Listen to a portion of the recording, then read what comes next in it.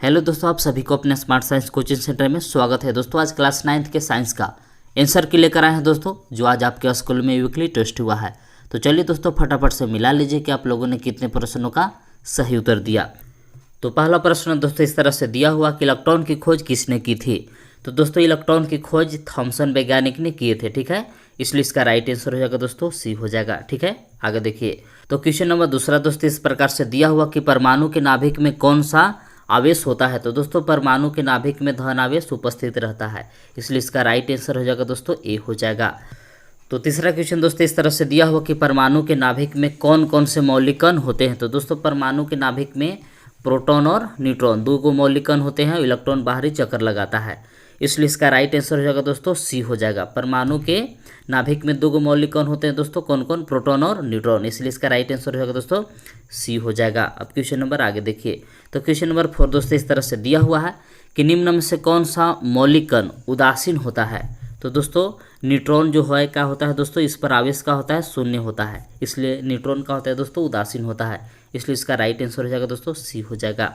अब question number आगे देखिए, तो क्वेश्चन नंबर 5 दोस्तों इस तरह से दिया हुआ है कि दो समस्थानिकों में निम्नलिखित में से कौन सा गुण समान होता है। तो देखिए दोस्तों समस्थानिक में क्या होता है कि परमाणु संख्या समान होता है और द्रव्यमान संख्या भिन्न भिन्न होता है, ठीक है। इसलिए क्वेश्चन नंबर 5 का सही आंसर क्या हो जाएगा दोस्तों ए हो जाएगा। परमाणु संख्या समान होता है समस्थानिकों के, ठीक है। आगे देखिए, तो क्वेश्चन नंबर 6 दोस्तों इस तरह से दिया हुआ है कि क्लोरीन आयन Cl में संयोजी इलेक्ट्रॉनों की संख्या होती है। तो देखिए दोस्तों क्लोरीन आयन में इसका इलेक्ट्रॉनिक विन्यास होता है दोस्तों 2 8 8 होता है, तो संयोजी इलेक्ट्रॉनों की संख्या कितना होगा दोस्तों 8 होगा, इसलिए इसका राइट आंसर होगा दोस्तों बी होगा। अब क्वेश्चन नंबर 7 देखिए, तो 7 क्वेश्चन दोस्तों इस तरह से दिया हुआ है कि रदरफोर्ड के अल्फा कण प्रकीर्णन प्रयोग से निम्नलिखित में से किसकी खोज हुई थी। तो दोस्तों रदरफोर्ड के अल्फा कण प्रकीर्णन प्रयोग से परमाणु के नाभिक की खोज हुई थी, ठीक है, इसलिए इसका राइट आंसर होगा दोस्तों ए हो जाएगा। अब क्वेश्चन नंबर 8 देखिए, तो क्वेश्चन नंबर 8 दोस्तों इस तरह से दिया हुआ है कि रदरफोर्ड ने अपने प्रकीर्णन प्रयोग में कौन सी किरणें का उपयोग किया था। तो दोस्तों रदरफोर्ड ने अपने प्रकीर्णन में अल्फा किरण का प्रयोग किए थे, इसलिए इसका राइट आंसर होगा दोस्तों ए हो जाएगा। क्वेश्चन नंबर 9 दोस्तों इस प्रकार से दिया हुआ कि सोडियम का सही इलेक्ट्रॉनिक विन्यास निम्नलिखित में से कौन सा है। तो दोस्तों सोडियम का सही इलेक्ट्रॉनिक विन्यास होता है 2 8 1 होता है, ठीक है, इसलिए इसका राइट आंसर होगा दोस्तों डी। सोडियम का इलेक्ट्रॉनिक विन्यास क्या है दोस्तों 2 8 1 होता है, इसलिए इसका राइट आंसर होगा दोस्तों डी हो जाएगा। अब क्वेश्चन नंबर 10 देखिए दोस्तों, क्वेश्चन नंबर 10 दोस्तों इस प्रकार से दिया हुआ है कि परमाणु के केंद्र में उपस्थित प्रोटॉन तथा न्यूट्रॉन की कुल संख्या निम्नलिखित में से किसके बराबर होता है। तो देखिए दोस्तों प्रोटॉन प्लस न्यूट्रॉन की संख्या द्रव्यमान संख्या के बराबर होता है, ठीक है, इसलिए इसका राइट आंसर होगा दोस्तों सी हो जाएगा। प्रोटॉन और न्यूट्रॉन की कुल संख्या द्रव्यमान संख्या के बराबर होता है, इसलिए इसका राइट आंसर हो जाएगा दोस्तों सी हो जाएगा, ठीक है। दोस्तों अब क्वेश्चन नंबर 11 से लेकर 16 तक दोस्तों क्या है, सब्जेक्टिव क्वेश्चन है। देखिए 11 क्वेश्चन क्या बोल रहा है। तो 11 क्वेश्चन दोस्तों इस तरह से दिया हुआ कि यदि किसी तत्व की परमाणु संख्या 3 हो तो तत्व की संयोजकता क्या होगी, तत्व का नाम लिखिए। तो इसका आंसर दोस्तों आप इस प्रकार से लिख सकते हैं कि परमाणु संख्या 3 वाले तत्वों की संयोजकता 1 होगा तथा इस तत्व का नाम लिथियम होगा, ठीक है दोस्तों।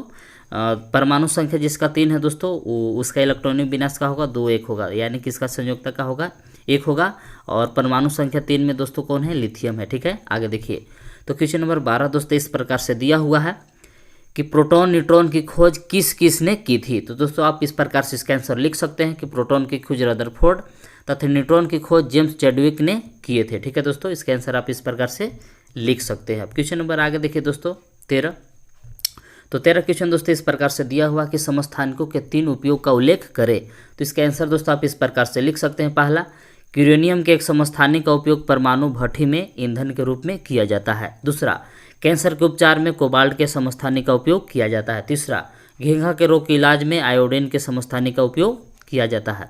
तो 13 के आंसर दोस्तों आप इस प्रकार से लिख सकते हैं। अब क्वेश्चन नंबर 14 देखिए दोस्तों, तो 14 क्वेश्चन दोस्तों इस तरह से दिया हुआ है कि द्रव्यमान संख्या किसे कहते हैं यदि किसी परमाणु की परमाणु संख्या 6 और द्रव्यमान संख्या 12 हो तो उपस्थित प्रोटॉन इलेक्ट्रॉन और न्यूट्रॉन की संख्या क्या होगी। तो पहले दोस्तों आप इसका आंसर इस प्रकार से लिखिए परमाणु द्रव्यमान संख्या का, कि किसी परमाणु के नाभिक में उपस्थित प्रोटॉन तथा न्यूट्रॉन की संख्या के योग को द्रव्यमान संख्या कहते हैं। द्रव्यमान संख्या का डिफिनेशन हो गया दोस्तों। अब देखिए यहाँ क्या दिया हुआ है दोस्तों, 6 दिया हुआ था जेड परमाणु संख्या, अब ये द्रव्यमान संख्या 12 दिया होता है। तो प्रोटॉन की संख्या इलेक्ट्रॉन की संख्या परमाणु संख्या के बराबर होता है। ठीक है, तो प्रोटॉन की संख्या 6 हो जाएगा दोस्तों, इलेक्ट्रॉन की भी संख्या 6 हो जाएगा। न्यूट्रॉन की संख्या दोस्तों इसे निकाल सकते हैं कि द्रव्यमान संख्या माइनस परमाणु संख्या। तो 12 में से 6 घटाएंगे तो कितना हो जाएगा दोस्तों, 6 हो जाएगा। यानी प्रोटॉन की भी संख्या 6 होगा, इलेक्ट्रॉन की भी संख्या 6 होगा और न्यूट्रॉन की भी संख्या क्या होगा दोस्तों, 6 होगा। ठीक है, इसका आंसर आप इस प्रकार से लिख लीजिएगा।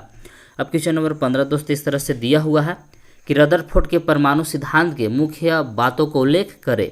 यानी कि रदरफोर्ड के परमाणु मॉडल को दोस्तों लिखना है। तो इसका आंसर आप इस प्रकार से लिख सकते हैं कि रदरफोर्ड ने अपने परमाणु मॉडल को निम्न प्रकार से प्रस्तुत किया। पहला, परमाणु का संपूर्ण द्रव्यमान और धन आवेश एक अत्यंत छोटे भाग में केंद्रित होता है जिसे नाभिक कहा जाता है। दूसरा, परमाणु का अधिकांश भाग रिक्त होता है। तीसरा, इलेक्ट्रॉन नाभिक के चारों ओर निश्चित कक्षा में चक्कर लगाते हैं। ठीक है दोस्तों, यही रदरफोर्ड का मुख्य बात है परमाणु मॉडल का। ठीक है, आगे देखिए क्वेश्चन नंबर लास्ट है दोस्तों 16 कि इलेक्ट्रॉन, प्रोटॉन तथा न्यूट्रॉन के गुणों की तुलना कीजिए। यानी दोस्तों इलेक्ट्रॉन, प्रोटॉन और न्यूट्रॉन सबका गुण लिखना है। तो चलिए दोस्तों इस प्रकार से इसका आंसर लिखा हुआ है।